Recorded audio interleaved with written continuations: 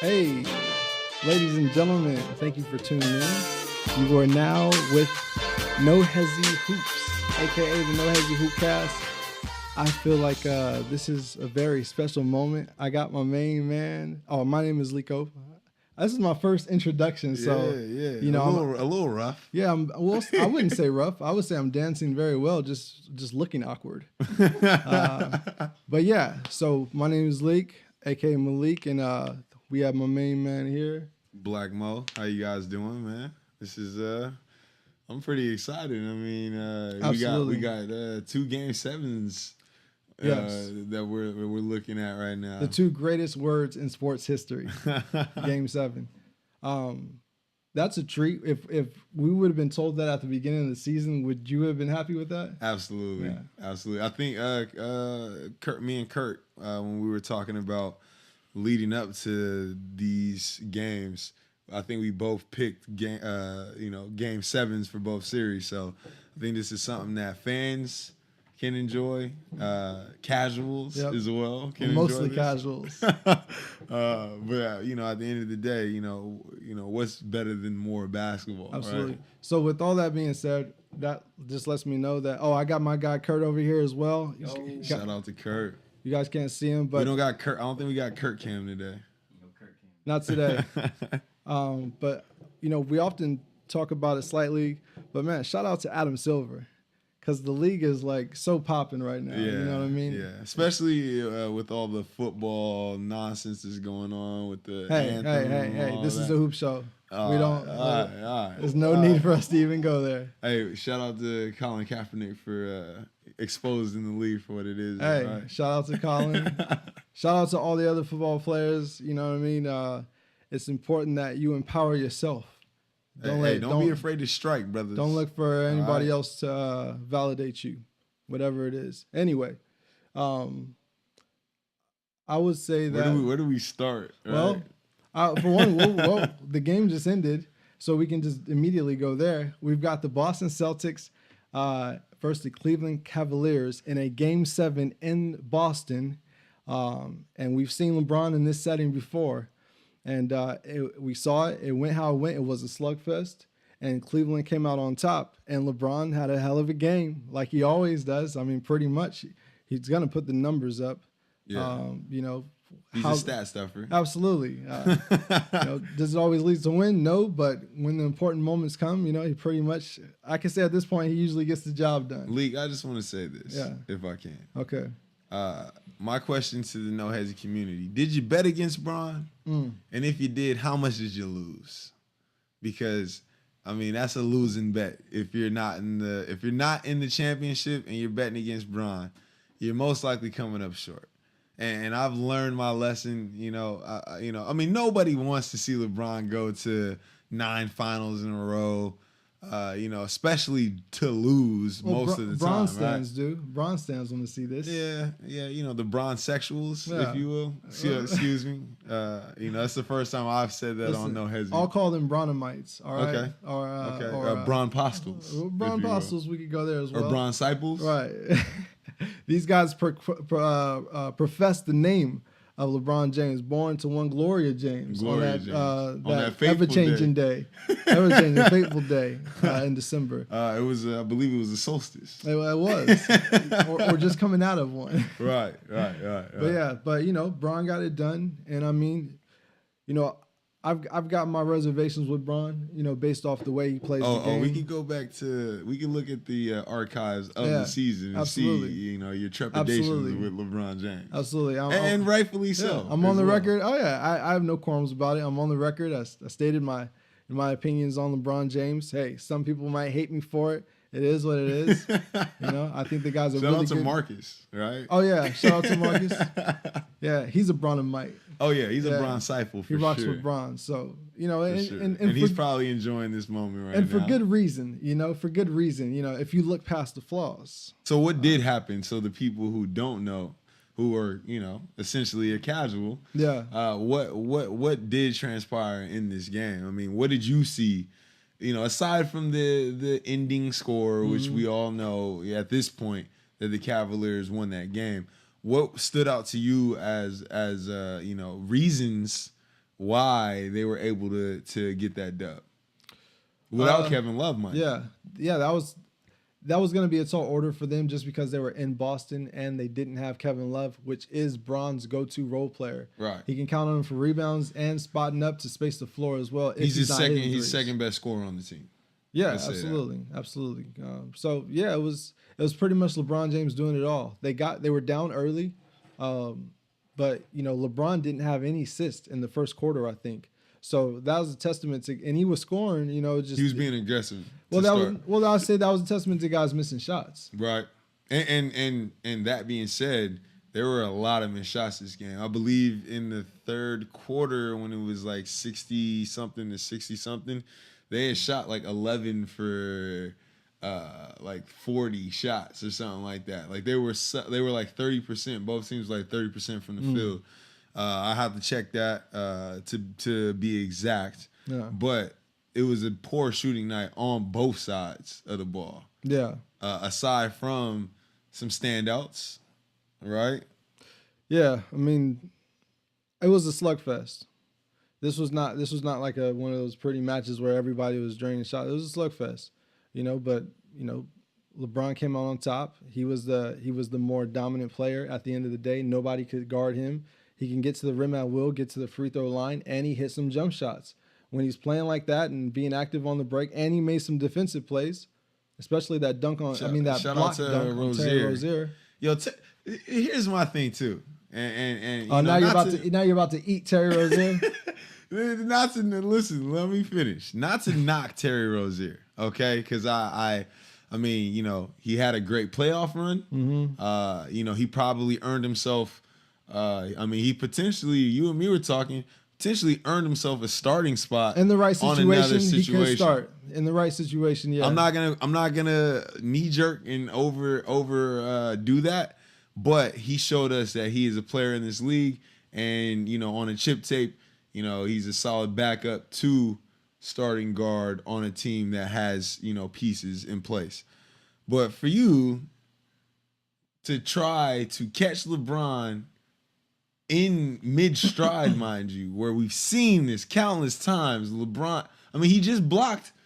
Who did he just? Did he send Rozier into his bench the last game on a fast break? I'm not sure. It was Rozier. Rozier got the ball. On break, he came from behind. And Bron came from behind. Yeah. So it's like we've seen countless times where LeBron, he'll meet you up there, meet you at the rim. And I feel like he just bit off a little bit more than he could chew. Yeah, Terry Rozier, he went for it. And we saw what happened. Essentially, try to get a poster. Yeah, but in the midst of the fourth quarter, LeBron James did get caught by the rookie. It wasn't Terry Rozier. It happened to be the rookie, Jason Tatum. Jason Tatum did dunk on LeBron in the lane on a half-court setting. I think he snatched his soul as well. Well, there were a piece of LeBron's soul still in TD Garden. Absolutely. Arena. Let's just say Jason Tatum met with the GOAT in the subconscious space, and they exchanged energies. And Jason Tatum is back to tell about it, and that alone will take him very far in his career. Look, LeBron James looked like Doctor Strange when he met with the Ancient One. When he got his soul pushed back, in the Kamatage. Absolutely. He got his soul pushed. Now LeBron lived to fight another day. Yeah. But that's something that I think in Jason Tatum's highlight tape, that will be a play that we see, 10 years down the line after he's won a couple chips. It's great for his career. It's just another notch under Jason Tatum's belt that has a lot of space. It looks like he has a big belt, right? Absolutely. Yeah. So let's get into that, man. What did you? And we're talking about the Cavs Boston series now. Yes, the Cavs won 87-79.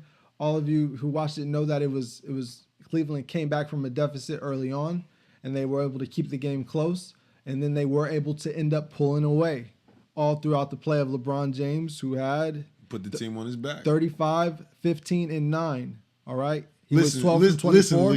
He shot 50%. Let me bloviate. He shot 50%. He went to the line and shot 11 shots. He was 8 of 11, which is good for him. He was very aggressive. Good. Very good for him. He shot 8 threes and made 3 of them.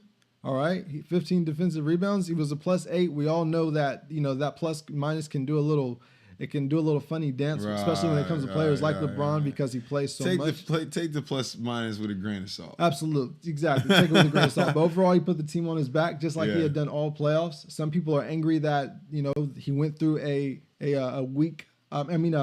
inexperienced Indiana. And then mentally, the league just implemented a new policy for Toronto. The mental health. So shout out to the league for that, for incorporating that. And mental health is real. I am not downplaying it. Just ask Toronto. Let's not. Yeah, it is real. Let's not. It's absolutely a real thing. Let's not make light of that. It's absolutely a real thing. That's why it's important that you develop a relationship with with the source of you. That way, you can right with a higher self. Yeah, with the higher source. Whatever you like. Whatever you want to call it. I prefer to call him the Most High, but wherever you like to be, however you like to word it, it's best that you build a relationship.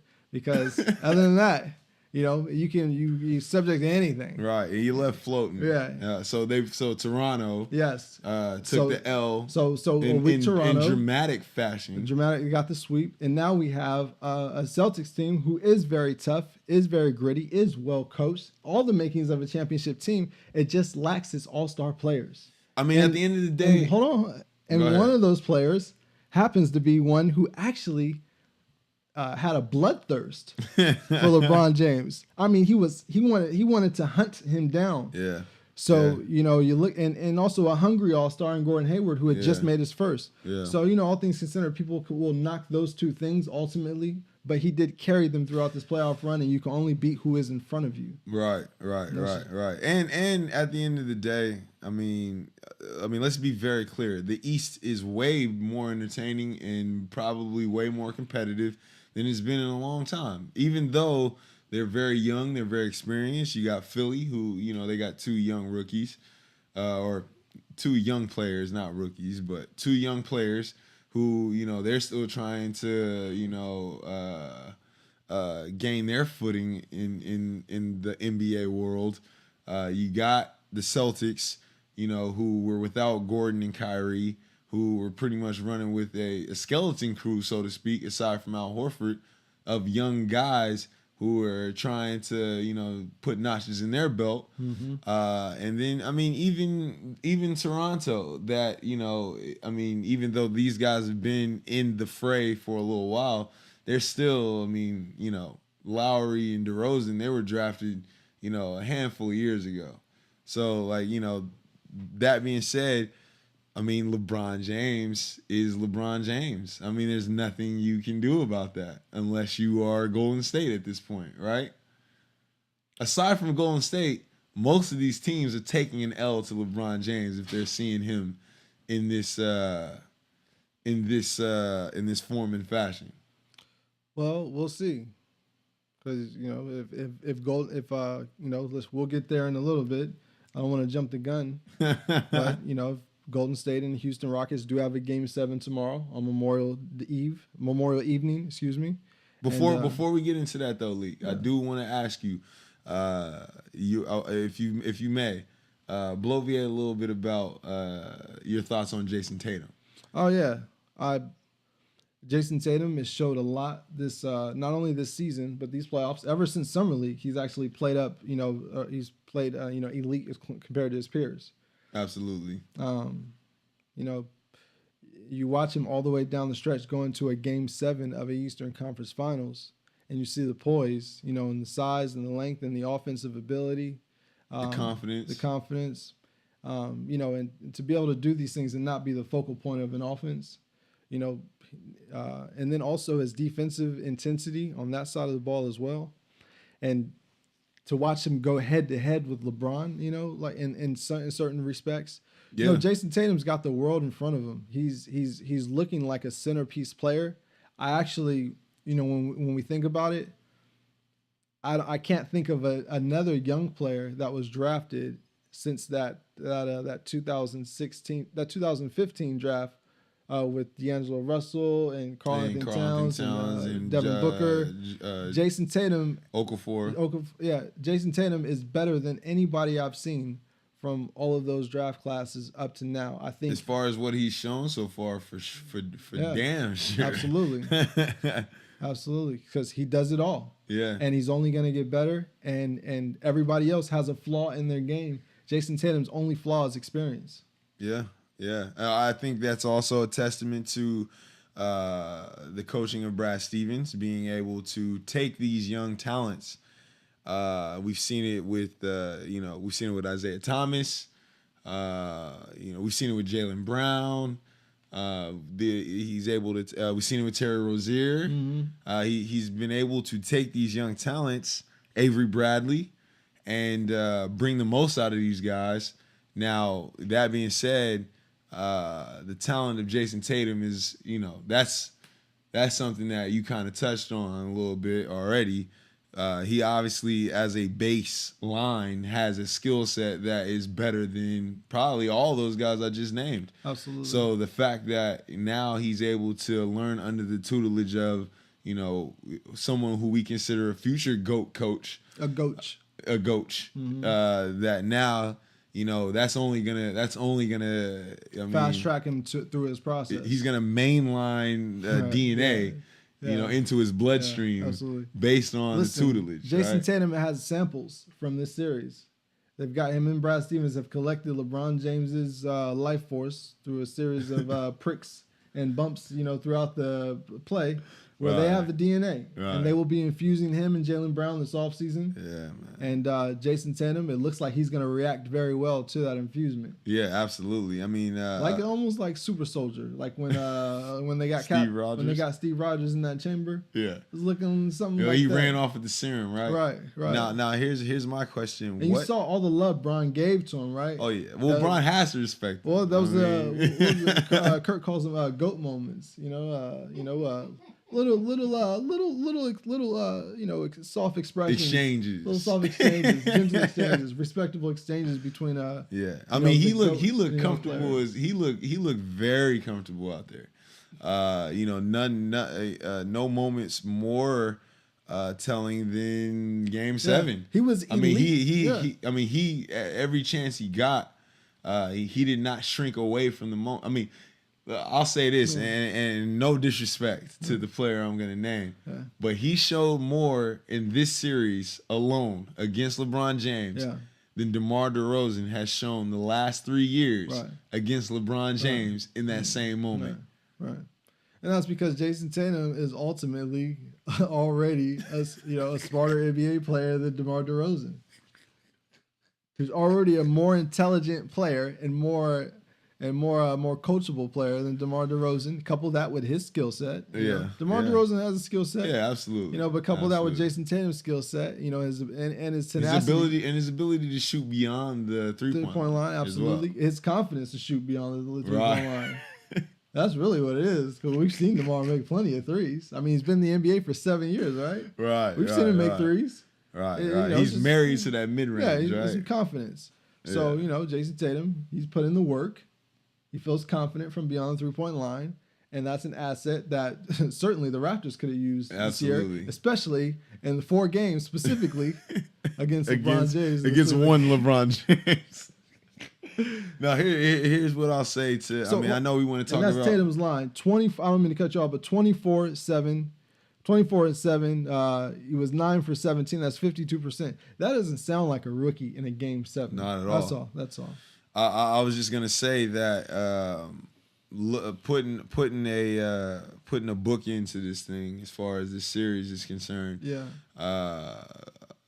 Aside from LeBron just pretty much manning up and putting his team on his back, because let's be very clear. I mean, he did not get consistent play out of the others, as we like to call them. It was every night. It could have been anybody. It was a smorgasbord of different help, so to speak. Absolutely. But the Celtics are in a very good place, and moving forward, regardless of what moves are made during this offseason, I think I mean, I think it's safe to say that the Cavs' run is soon to be over. I mean, even if LeBron stays on that team. Well, the only way LeBron's staying is if another All-Star comes there. I agree. So that's right there. So that's either condition of someone signing a free agent like a Paul George or DeMarcus Cousins or Kevin Durant. Right. Or them dealing that number 2 pick and acquiring All-Star number talent. 8 pick. Number 8 pick, excuse me. Thank you.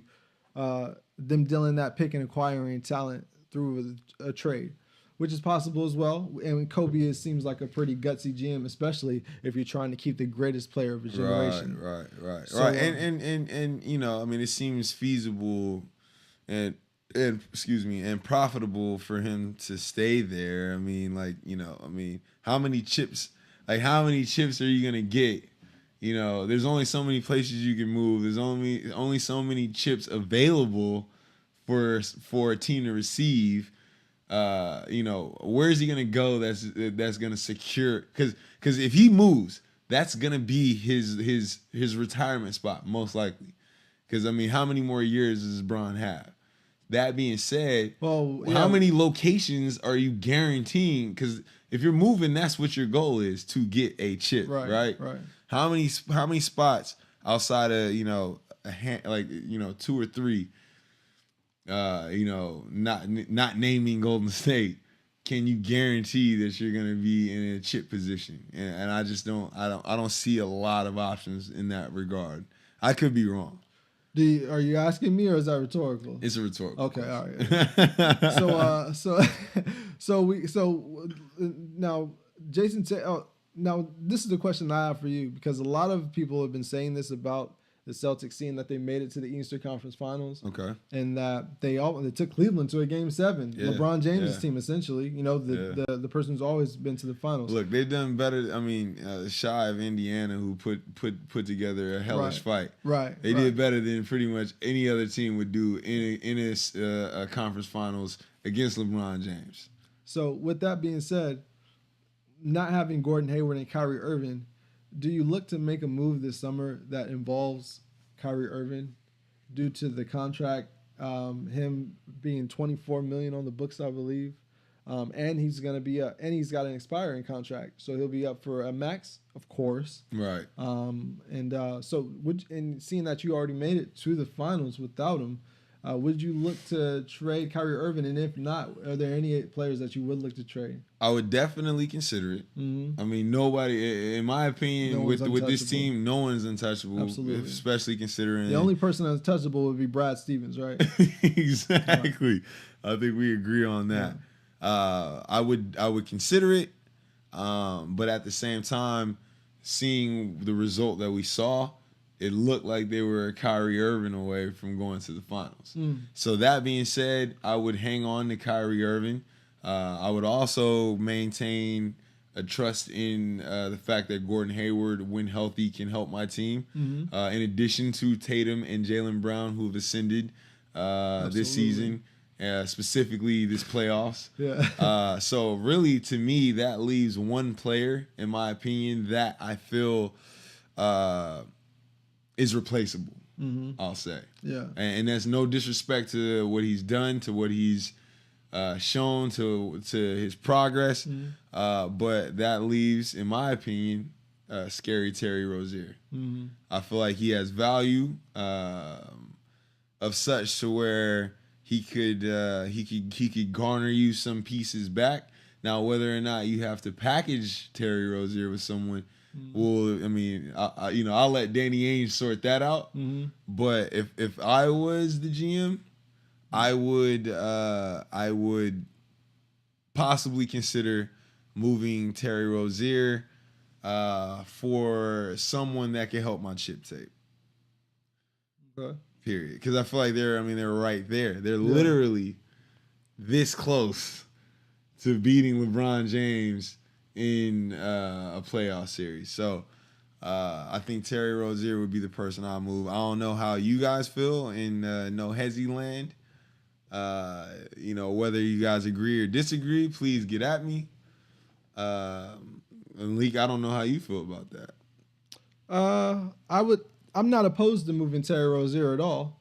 I would actually invite it. But you know, all movements require you know, the targetable asset.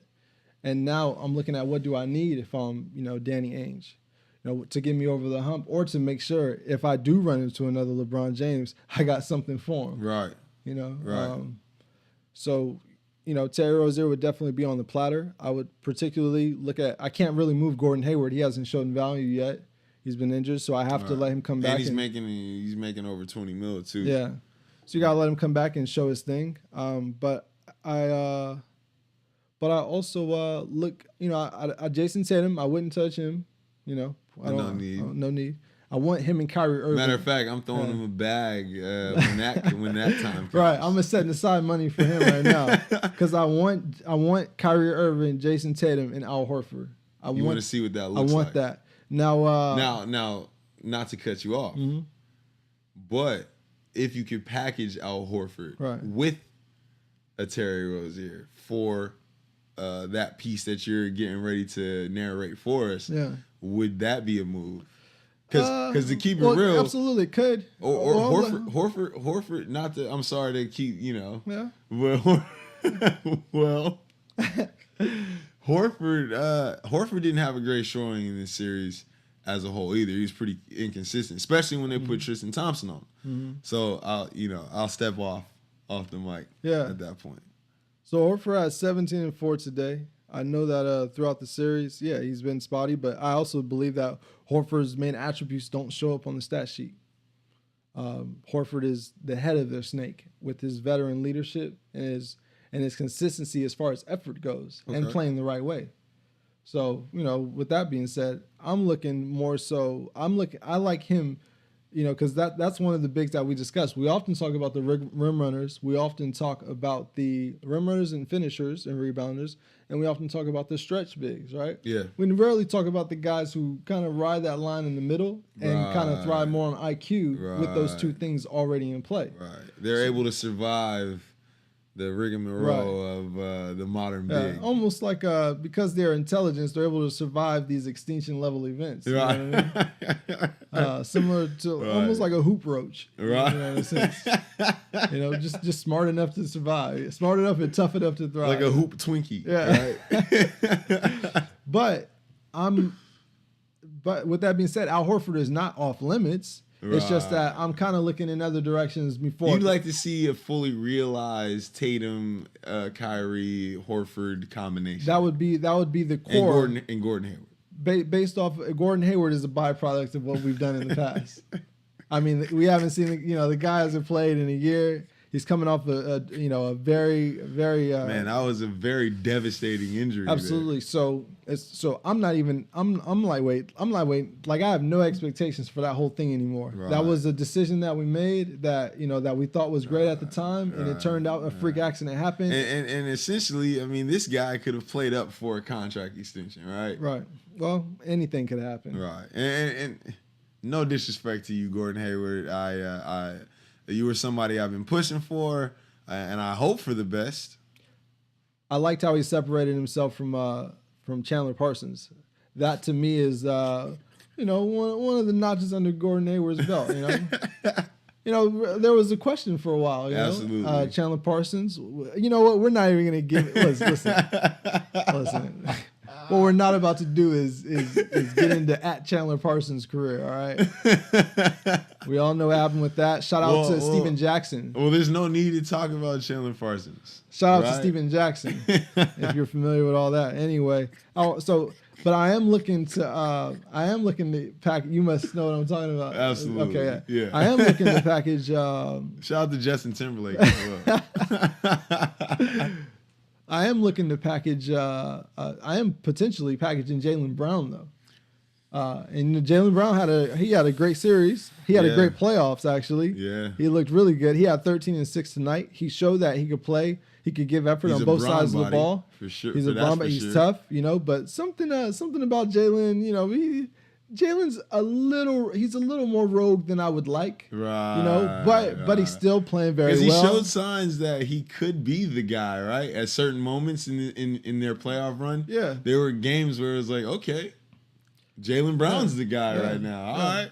Yeah, he has some really strong showings, you know. Right. But you know, and he could be a guy you can, you know, kind of center or youth base around. Yeah. However, you know, when you're, you know, it's just I it's mean, just what you hell, prefer. he's better than Justice Winslow. Am I absolutely. right?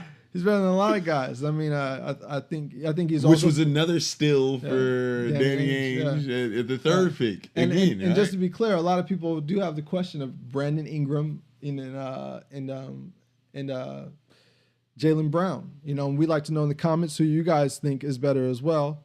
But Jaylen Brown and Brandon. I'll say Ingram is in the conversation. I'll answer it right now. I say Jaylen Brown's better at this moment. Yeah, I'm gonna agree with that as well. And if we're in a vacuum, right.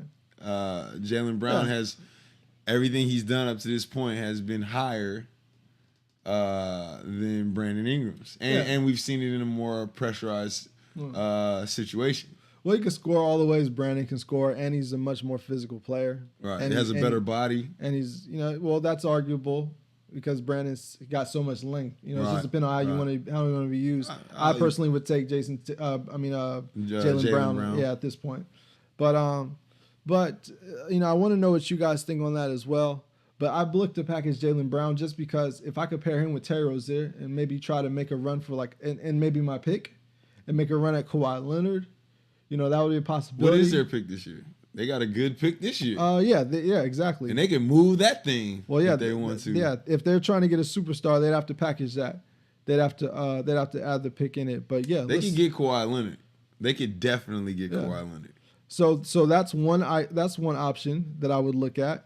I would add Kawhi Leonard. I could have him play honestly. And Brad Stevens is a much more respectful handler than Popovich is. Well, he's like Pop, but just for the new era, you know. Yeah, a new era. He's able to handle the entitled a little bit better than Greg Popovich is, right? Absolutely.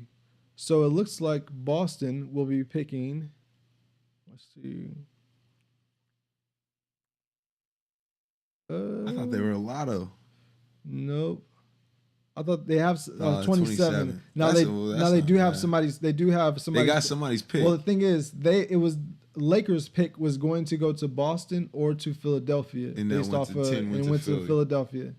So Philadelphia. It was like top 3 or anything after 3 would be Philadelphia. Something like that. And Philadelphia happened to win that from LA. And Cleveland got Boston's pick from this year. That's why. So Boston's pick would have been their pick. For Isaiah Thomas. Correct. Right? It was a part of that deal, yes. So, you know, they don't have their pick this year, but I would look to move those two maybe for Kawhi Leonard, or I would try to make a play and maybe try to sign. Well, I don't know if they could sign DeMarcus Cousins. They might not have the cap for that. I don't think they have the money for that. I would, but yeah, I mean, you know, they got some options to say Absolutely. that. All they need is they need a big that can not mess up what they got going on and add to it. Right. And Kyrie, and they need health. With that being said, they would be able to. Which is a variable, right? Always. Always. Especially if you got players that are suffering injuries such as Gordon Hayward's and Kyrie's, because Kyrie's kind of had a lingering leg thing going for quite some time. So that's one reason why I would look into maybe possibly moving Kyrie, but at the same time, I want to see what that. I want to get my money's worth first before that. Now, my brother, shout out to Raheem. Shout out to Ra, was good. He said I don't think Boston should bring back Kyrie. Rozier showed he could be the guard, specifically point guard that the team needs, and for less money. He did get them. He was a starting point guard on a run to the Eastern Conference Finals to a Game 7. He did very well. Listen, serviceable. Terry Rozier was more than serviceable for Brad Stevens. Yeah. He was, in fact, he lifted them over the top in some scenarios. Now we're talking LeBron James. Everybody doesn't play the best against him, especially in a Game 7. So we can't take necessarily much away from Terry Rozier. I'm not going to dog. I'm not going to dog him for his performance tonight. I will say though is hindsight is very clear, but Kyrie Irving literally he infused the DNA into this team along with Brad Stevens coaching. Absolutely. And on several cases put the team on his back. Yeah. So I'm sure behind the scenes, Kyrie Irving is also getting with Rozier and helping Rozier in situations where he can get his spots and make plays for his team to be successful. So I don't want to take away from the importance of Kyrie just because Terry Rozier played up. And we don't know what Terry Rozier, we still don't know what Terry Rozier is. Yeah. Now, you know, I mean, Avery Bradley last year was an asset for Boston, right? They were he was very influential in their chip run last year.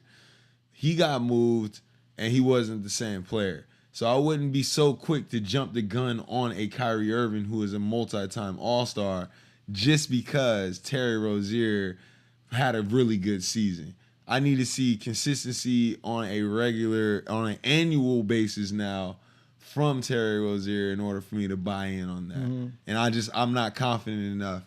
And I could be wrong. I mean, no hesi, you know, you guys watch this all season long. Yeah. You know, we've had some hits. We've had some misses. Hopefully we've had more hits than misses. Yeah. But let me know if I'm just not if I'm not thinking with a clear head on whether or not you know, Kyrie is a piece that should be moved or not. Because I'm hearing that a lot. Well, let's be very clear. All of this is opinion based, all right? None of us are GMs, right? All right? So it's all opinion based. The thing is, you got to have your evidence and your facts to back up those opinions, right, or they're just asinine. All right? Right. And if somebody has the evidence and facts, then, you know, I applaud them, and I could definitely, and I could, you know, understand that. Yo, what is your take? That's the question, right? Yeah, but what is your take? My brother said that Brad Stevens is not comparable to Greg Popovich, and that was a blasphemous thing to say. I could respect that, you know, but I still hold on to that because it depends on what part of the comparison you're referring to. Right. If you're referring to successful his pedigree, if you're referring to success in the career, right? Then of course not. Of course not. And you'd be a casual to even think so. All right. What I am referring to is the ability to implement an effective system where there is and it seems consistent. Well, let me finish. All right. Where there is little to no chaos in the environment. Right. Where there are multiple contributors. Right. And there's not one player relied upon. Right. And he's able to go deep into his bench and still interchangeable. And all the players have bought completely into the system, and being able to communicate effectively and run a tight ship. Look, they play basketball the right way, yeah. and you know there are a few teams in the league that we can say play basketball that way. And there's one of many. them, yeah, the main one is the Celtics. Well, aside from that, the main one is San Antonio. Yeah, San Antonio. Up until this point. Absolutely. San Antonio. Up until Kawhi Leonard derailed that system. So that's why I think it would be a great fit for Kawhi Leonard, because it would be a similar scenario and all those things that I mentioned, right? All those points that I mentioned that match with Pop. All right. Without somebody yelling at you. With the more modern if you make a mistake. With the more modern temperament. Right. You're probably going to get yelled at still. Right. It's just with a more modern temperament. But we've never, I mean, I don't know. I mean, I could be wrong. Listen, but I've never seen Brad Stevens get too high or too low. He'll get some fire. I mean, they all got some fire. You got to have some of that. But the thing is, the point is, Brad Stevens knows the millennial mindset. And he's able to a young guy. He's able to communicate effectively. That's one thing that, you know, no matter how many, you know, just something to Popovich, just based off of the time he was born, he just doesn't have it like that. Right. And there's no knock on him. You know, it just is what it is. Now and Popovich, you know, he's considered one of the most woke coaches in the NBA, right? Yeah. So it's actually more blasphemous. He's a woach, right? I would say he is a woach. He is a woke coach. So, yeah, and he's great for Danny Ainge. Danny Ainge took a risk on Brad Stevens, signed him to a 6-year deal fresh out of college. And college guys are always a toss-up, right? I mean, Calipari and Paterno just tried their hand at pro coaching, and they didn't succeed, and they went back. So hell, NBA players are a toss-up. Nick Saban went back to college after trying his hand. So, not everybody. It's not for the NBA. Is not for everybody. Okay. So Brad Stevens has shown that he's on a trajectory that will, if as long as he can stay healthy, because we've seen a thing recently with coaches, from George Karl, for Tyronn Lue, Coach Kerr, and even Popovich just had several sick days. Phil Jackson. So yeah, I mean. There has to be a stat on that. How a coach's games played. So coach has been injured. Games coached. All right, let us know that if you have that stat, please. Yeah, if you guys are up late on Google at some point, if you could look that up, games coached. Who's the most coached? Coach in the NBA, if that's a thing. Now, here's what everybody really wants to know. They really want to know is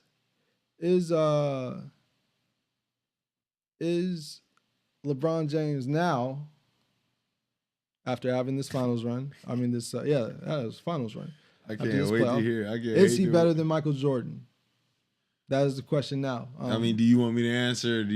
Or are we just throwing that out there? I would like you to answer yes. Well, I mean, I'd like to throw the question back at you and ask you, what do you think? That's an easy way out. Well, what do you think I'm gonna say? I'd rather say. I'm gonna give you the floor to express that to the No Hezzy community so they know where you stand. Better you tell it than I. Hell no. Okay.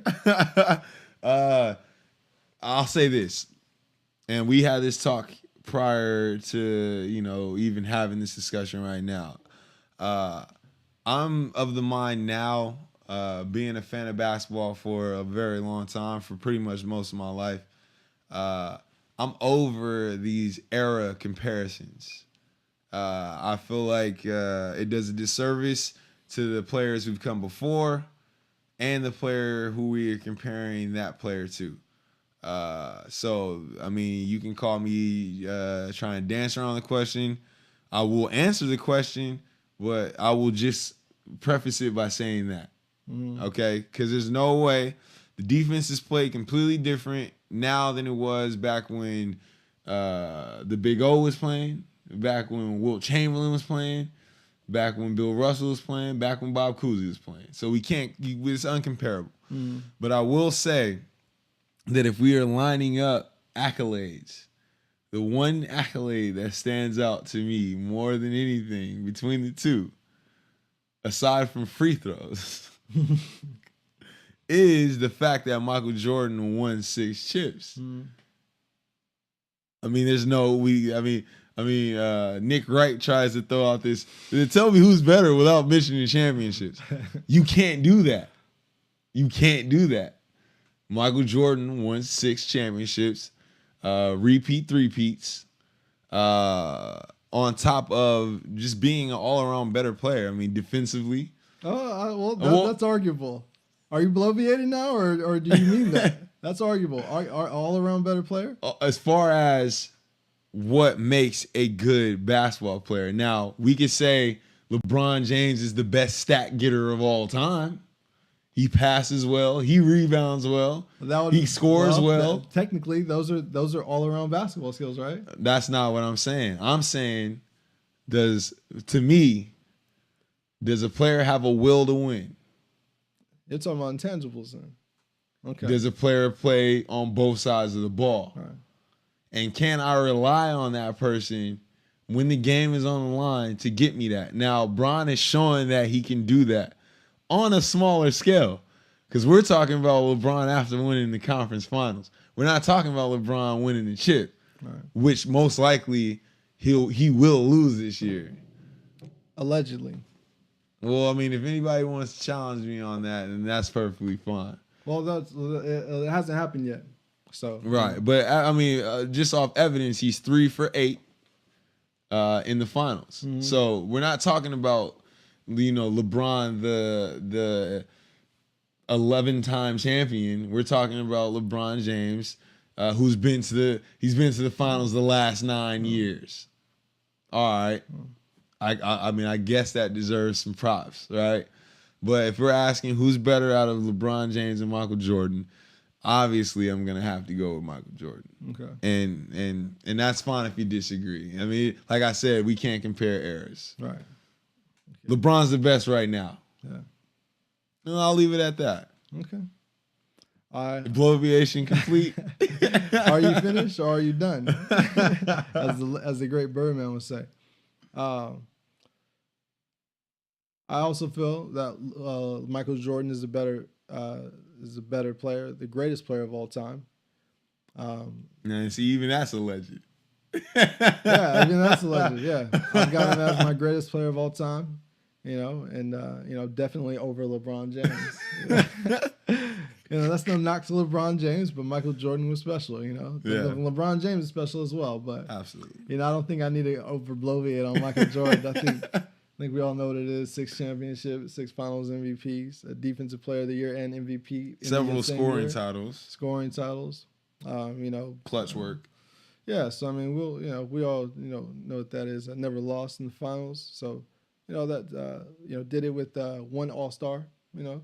Anyway, I think that a lot of people are interested in knowing about the Golden State's Warriors and Rockets series. We'll kind of go in on that for a little bit.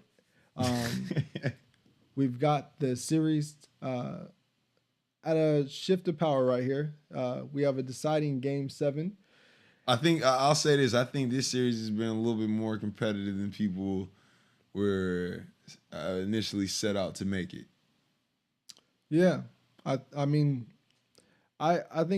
it would be safe. I think to give respect to Houston, we would all have to say that they would put up a fight because Houston had the number 1 record in the league. They had been building towards playing against Golden State.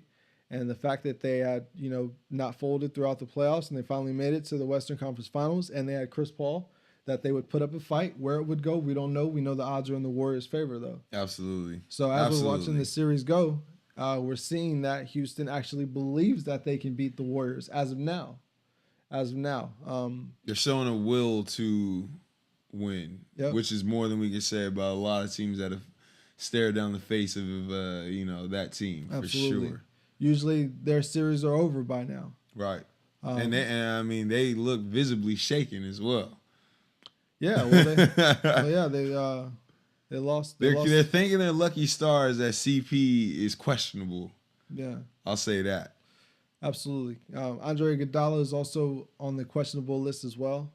Let me stop you right there, Leak, because I was having a discussion with a friend of mine as we were watching the Golden State game. And he made a statement, shout out to Cisco. He made a statement that kind of shocked me a little bit. He said that he feels like the reason why Golden State is looking as shaky as they are looking in these last few games is because Andre Iguodala hasn't been in the lineup.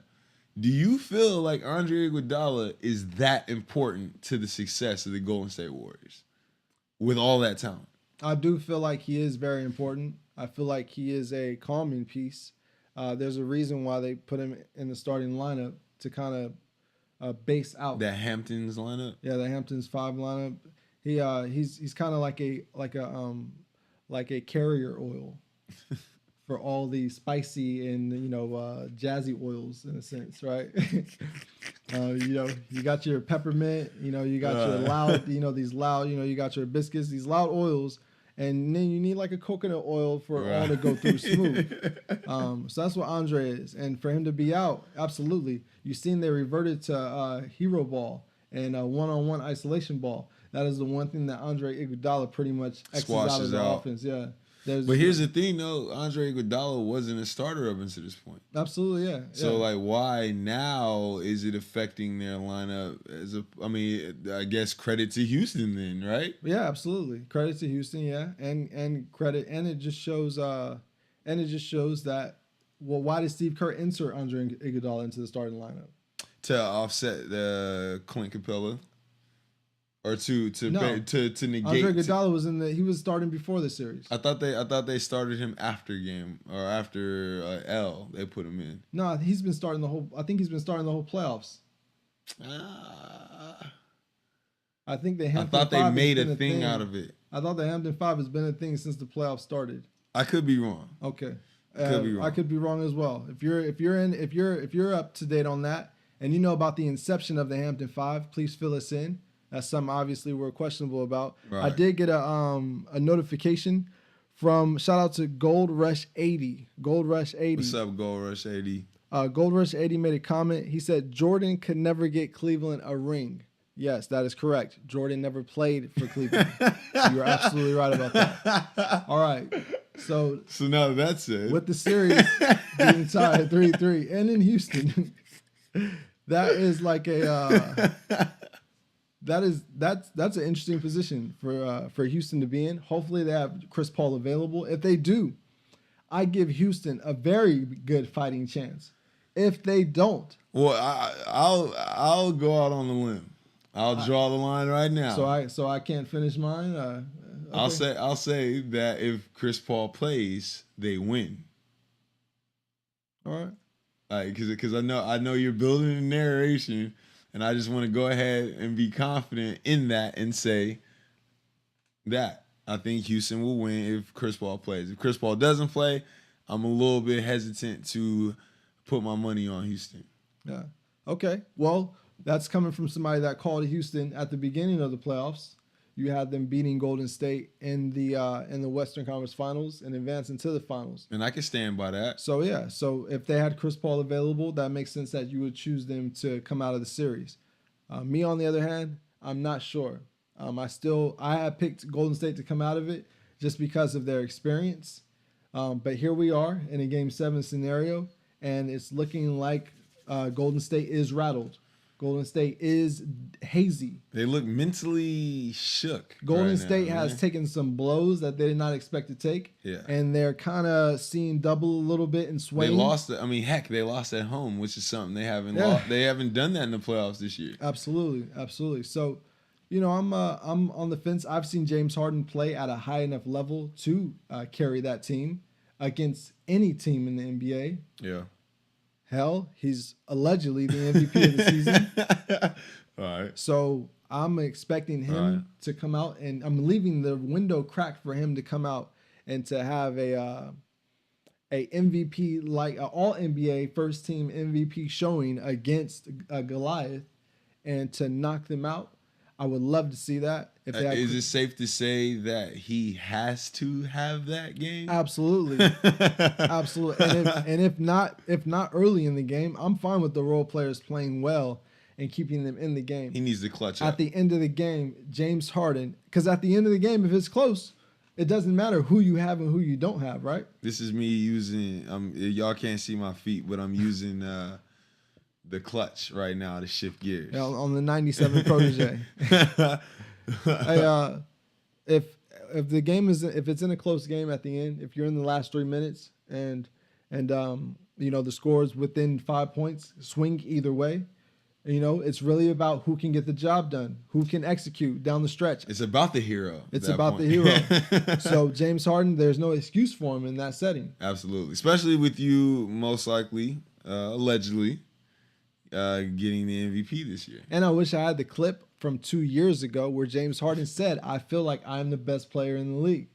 So, and D'Antoni also said he's the best scorer he's ever seen. He said he's specifically the best. Look at you going. See, Black likes to take the soundbite of the assumption of the narrative and run with that. D'Antoni actually said he's the best isolation player that I've ever seen, which D'Antoni is incorrect about that, and hyping his own player is what he did. Hey, look! I like to take an idea of the narrative. Right, and then spin that into give it a body sub narrative, right? Where now it gets legs and it can walk away, and you can take that and almost get upset about it sometimes, right? I want to let you know, I want to grab that narrative, strip his legs off of, and throw it in the grass, and so we can all watch it squeal. Right? D'Antoni said isolation. I know you would go with that scorer narrative of just based on score period, just because of how you are an avid Kobe Bryant disciple, and you would use that or a Mambite. A Mambite. You've been stricken by the Mamba, And you would use that narrative of D'Antoni saying that James Harden would be the greatest offensive player ever to then insert Kobe Bryant. And then, basically destroy the idol of James Harden. Well, what I would do in that case, since your GOAT obviously lasts longer and is more durable, stronger. Well, I would simply say that James Harden is clearly influenced by the Mamba, and which would ascend the Mamba to a sensei role, right? Thus keeping James Harden. I mean, you could call him that, yeah. But if he's influenced by the Mamba, then what does that make him, right? Similar with Kobe and Jordan, right? Absolutely, exactly. All right. So with that being said, you've got the Rockets coming. You've got the Rockets coming out. This is golden, right? You've got the Rockets coming out the series if Chris Paul is healthy. Absolutely. And then if he is not, you still give them a fighting chance. Absolutely. I'm pretty much in the same position, except I want the Rockets to win. I want Chris Paul to be healthy. Well, see, now what you're doing is you're painting a narrative like that's not the case. Like, I'm just putting my money on Houston just because I've had them all year. I, of course, want Houston to win. Absolutely. But if we're putting bread on the line, yes, then that kind of changes. That kind of changes the direction. I agree. But to your point, because no one wants to lose their money, especially when the obvious happens. I would love to see Chris Paul in that type of pressurized situation. I'd love to see James Harden in that type of pressurized situation. They've played great all year. I'd hate to see it end again with Cleveland, Golden State 4. And no hezzy. Y'all know Black Mo by now. Yeah. I'm riding high this season. This is my best season yet, y'all, as far as my picks. I picked the Rookie of the Year. I picked the MVP. And I could have potentially called the finals series as well. So no hezzy, I really hope you guys are rooting for me to be successful with my picks. Yeah. And you can go back and you can track the episodes and see exactly the work I've been putting in this year. Yeah, I mean it's gonna be interesting. I think in Houston is what makes it most interesting because Golden State is the favorite. But when you're talking about being in the number one team in the NBA by record, being in their house, it sucks they don't have Chris Paul once again. I'll keep going back to that for some reason because it's surreal. It doesn't feel like it should be. I feel bad for Chris. Chris is in many playoff runs he's been out due to injury, and so this right here is actually the most consistent thing of his career. This is the best playoff run Chris Paul has ever had. I think. Well, yeah. I mean, for sure. You're right. He's made it the farthest. I mean, what is that a hot take or what? I mean, well, I'll say this though, because we've seen Chris Paul in the playoffs. I mean, he's actually been the constant for Houston, where there have been games where James Harden hasn't necessarily. I mean, hell, when's the last time James Harden hit a 3-point shot? Right. Chris Paul, when he was healthy, was the one that was kind of rallying the troops and keeping them in the game. Right. And I mean, shoot, you are the one that exposed James Harden's trespasses to me. I was trying to stand up for the kid, and you kind of pointed out like, hey, I mean, James Harden's looking a little inept in certain moments in this game or in these games. So I think Chris Paul deserves a lot of credit. And it sucks that is it confirmed that he's not playing in Game 7? No, it's not confirmed. Right now, he is unlikely. So, they need him, but here's the thing: do you need a half-hearted or a half-healthy Chris Paul, or should he just sit out? That's tough. I mean, if Chris Paul's on the floor, usually your guys are better. Yeah. No matter what his numbers are, So we'll see. We'll see. That's something that we're all gonna have to actually wait for, not just you. Right. So that's good. Right. The game is Monday on Memorial Day. We'll probably be streaming live. If not, I'm pretty sure Kurt will be streaming the game live on No Hezzy Hopefully, you guys /hoops. have been peeping that too, man. That's been pretty entertaining. Absolutely, as well, yeah, right? yeah, and we're gonna keep expanding that too. But yeah, absolutely, watching the game with us is something that we get a kick out of, and I'm pretty sure if you guys want to talk some mess or you got some hot takes during the game, you can definitely drop them in our chat, and we'll be able to check those out and respond to you. One thing you'll learn about No Hezzy is we accept all takes. Yeah, I mean, it's a matter of whether or not you can back it up with some type of validity. right. If you can handle the take. Right. Because anybody can just say,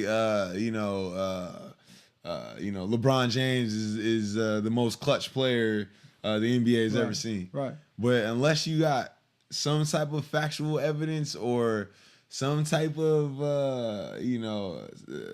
if you can argue that point and withstand our arguments as well, then all credit due to you, and we welcome that. Absolutely. You just got to know your take, and you got to be able to think 3-dimensionally as well.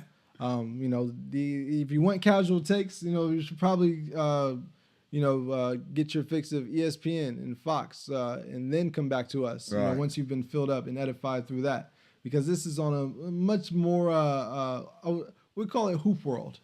Something a little more intricate. The narratives run a little more deeper. The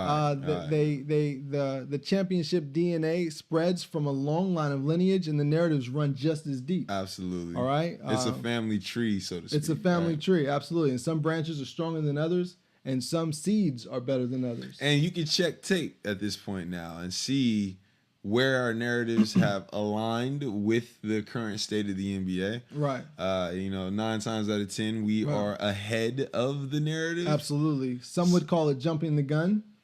Well, that's your opinion. I would call it, like Black said, and that's actually one of the No Hezzy slogans, No Hezzy, ahead of the narrative. That's one of our taglines, so to speak. One of our scriptures, so to speak. A mission statement. A mission statement, if you will. Being ahead of the narrative is something that we pride ourselves in because we watch the game so much. Now, see, a lot of casuals don't watch the game as much. Right. They more so check the highlights or the GD clip, where you get a skewed perspective of what happened. Right. And then you go around spewing your narratives. Right. You don't see the faults in the highlights. Right. Absolutely. So the narrative is it's a casual take. It's a very relaxed take. It doesn't necessarily have all the evidence that someone who would be gathering would be working with. But that's what we're here for. Right? That's what we're here for. We're here to help that and distribute that. So I think we covered everything. I think we talked about bronze dominance, lightweight Latinos. Yeah. Branos. We talked about Jason Tatum's ascension. Yeah. And how, at this point, we can't name another young guy better than him. I can't. We also talked about Houston Rockets. You made your pick. I made my pick. Or didn't make my pick. Allegedly, you made your pick. All right. You could go back and rewind that and decide if I did or if I didn't. Kurt, are you still rolling with Golden State?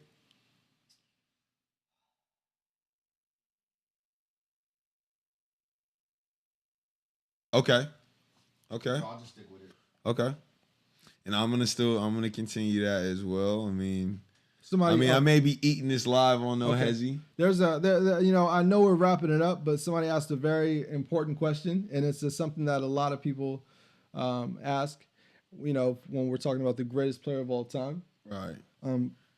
So and that's an unavoidable discussion. It is, yeah. Whenever we're talking basketball, it goes there, and let's see. All right, so when we're talking about the greatest player of all time, and a lot of people bring in LeBron James, Kobe Bryant, Michael Jordan, and other guys from a prior to the modern era, right? That also attained a lot of chips on their quest, right? And the olden days, the olden age, even, right? The golden age of hoop. The golden age of hoop, right. Practically another universe. The Jurassic era. The Jurassic era. A lot of people say, well, if you're going to discredit LeBron James for not having as many rings as Kobe Bryant or Michael Jordan, then we need to bring in the guys who have more rings than Michael Jordan and put him up against that. Now, I don't want to... That's such a classic argument. No, though, it is absolutely, and I think it's important that we distribute our stances towards that argument as well. Right. Do you have anything on that? Do you have you formulated something to for your stance? I mean, I pretty much already said. Comparing eras to me is an impossible battle. Right.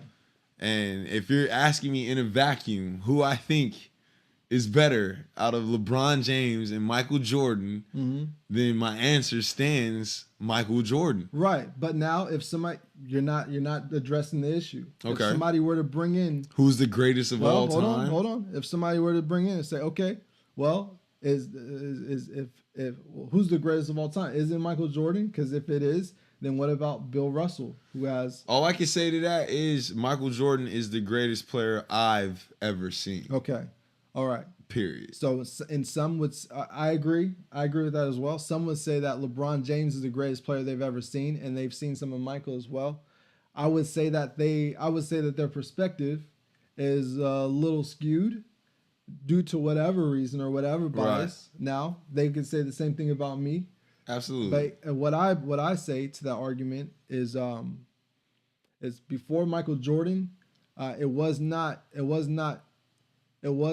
established or known for a guard to win you a championship, especially without a dominant big man. Absolutely. So Michael Jordan was pretty much, I mean, Isaiah Thomas and Joe Dumars, they were able to win it. Yeah. I'm not sure if they had a dominant big as far as like an imposer or something around that. I mean, they had Lambeer. Lambeer was a dominant big. Rick Mahorn, absolutely.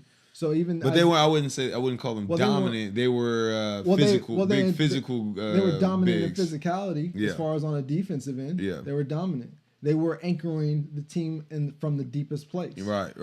Isaiah Thomas and Joe Dumars. And they had Dennis Rodman as well. And they had Dennis Rodman. A young Dennis Rodman. Isaiah Thomas and Joe Dumars carried that team though. Yeah. Specifically that Isaiah Thomas. That backcourt. Nice. Now LeBron James, Michael Jordan did not have a dominant big on either side of the ball.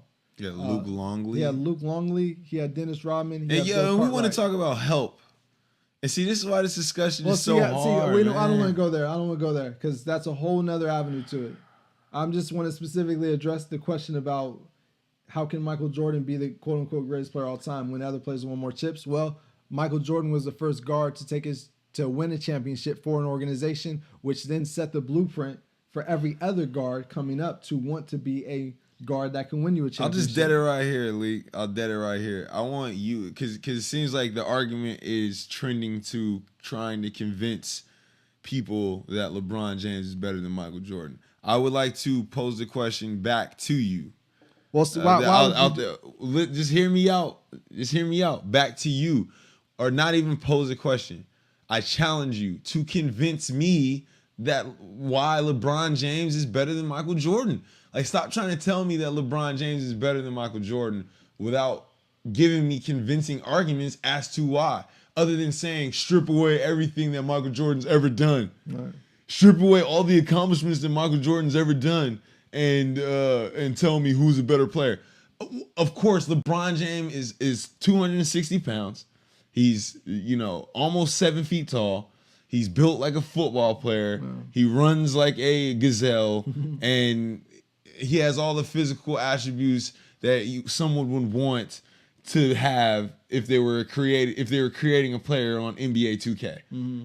So yeah, LeBron James physically is the best player ever, if that's what you guys are looking for. Well, that would specifically be referring to his athleticism, the God-given ability, and I would say that LeBron James is the greatest athlete to play basketball, absolutely. Followed probably by Wilt Chamberlain. Yeah, well, absolutely. Wilt Chamberlain. See, that's the thing is like we have such a short-sighted mentality that we don't even consider guys like that. There's not many.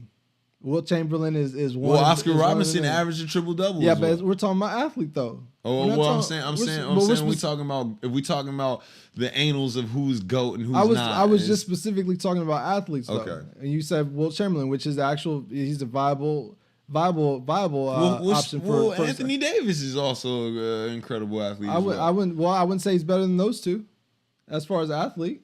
Well, all right. So what makes him a better athlete? Well, because of the size and the speed and the agility. Anthony Davis. He does not on LeBron James's level. Well, that's arguable. Oh, is it? Anthony Davis is 7 feet tall, and he moves like he moves like a wing player, and he jumps out the gym like Vince Carter. So it's like now it's like, how do we determine who is better than who just based off what we've seen?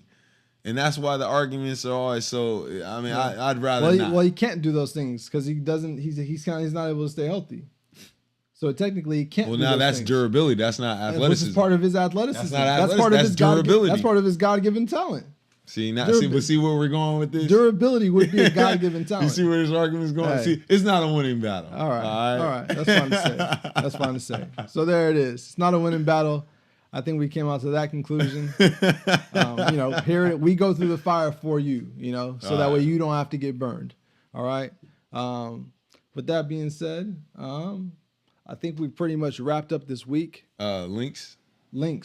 So you can follow us, subscribe to our Twitch channel, and hey, honestly, Twitch is looking like it's a good vehicle for No Hezi. So you guys can catch a lot of our antics, and clarity on Twitch. We also are on YouTube as well. No Hezi Hoopcast. No Hezi Hoopcast on YouTube. We'll be transferring most of the data from Twitch to YouTube. But this is where you want to catch us for our shows. And we're also on Twitter as well at No Hezi Hoopcast. So hit us up on there. And I also have a shameless plug if I can. Just opened in Sacramento. If you're in the Sacramento area, slide through to Urban Roots Brewery. Good food, good drink, and come say hi to me. You'll see me there, most likely. So, and shameless plug. I don't eat meat much, but when I do, I prefer it to be well smoked and well catered to. And so I would suggest that place as well. I think that's what they're heralded for, correct? Yes. Okay. Smoked meats and beer pretty much are the shining symbols of this place. So if you guys enjoy those two things, it doesn't have to be both. Please stop by and say what's up to Black Mo. Absolutely. So, Kurt, do you have any last words that you'd like to throw out from afar?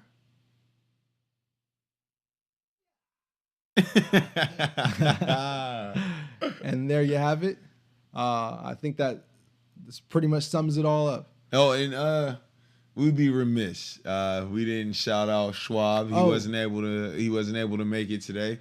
Hopefully we did a good enough job without having him as in between our bloviations. Absolutely. Hopefully you guys got your fix from your hoop take. And shout out to Schwab. Get well soon. No, he's not sick. No. See you soon. So with that being said, we will see you guys for tomorrow's game with the Houston Rockets and the Golden State Warriors. Enjoy Game 7. Memorial Day Game 7. Those are 4 of the greatest words of all time. We couldn't have asked for a better and great weather. It would probably be another 2 words that would work out with all of those 2 things. It's arguable. Just like a lot of things with hoop. It's arguable. 2 greatest words of all time. Hit us up on Twitter and let us know what your 2 greatest words of all time are. Yeah. And if they're Game 7, keep them clean as well. Yeah, that's the challenge. So yeah, I appreciate you guys for tuning in. From me, from Black, from Kurt, from Schwab at the crib. See y'all later. Peace.